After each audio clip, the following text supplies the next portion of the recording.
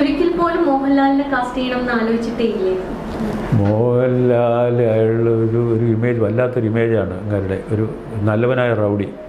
എനിക്ക് ആ റോൾ പറ്റുകയില്ല, അങ്ങനെ ചെയ്യാൻ ഒക്കുകയില്ല. നല്ലവനായ റൗഡി എന്ന് പറഞ്ഞാൽ I don't believe in that.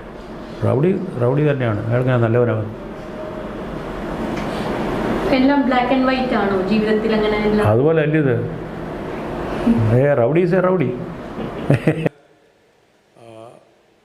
2 ദശാബ്ദം മുമ്പ് ഈ അവാർഡ് എനിക്ക് ലഭിക്കുമ്പോൾ ഇതുപോലെയുള്ള ആഘോഷങ്ങളോ വലിയ ജനങ്ങൾ മുഴുവൻ പങ്കെടുക്കുന്ന ആദരവ് പ്രകടിപ്പിക്കലോ ഒന്നും ഉണ്ടായിരുന്നില്ല.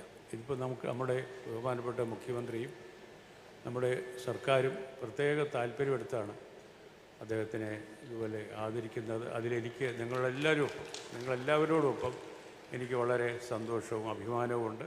എന്നെക്കുറിച്ച് ആദ്യമായി ഒരുപക്ഷെ ഞങ്ങൾ ഒരുപാട് സദസ്സിലും എന്നെപ്പറ്റി സംസാരിച്ച അടൂർ ഗോപാലകൃഷ്ണൻ സാറിനോടും മറ്റ് ഇരിക്കുന്ന എല്ലാവരോടുമുള്ള എൻ്റെ ഹൃദയത്തിൽ നിറഞ്ഞു വരുന്ന നന്ദി ഞാൻ അറിയിക്കുന്നു.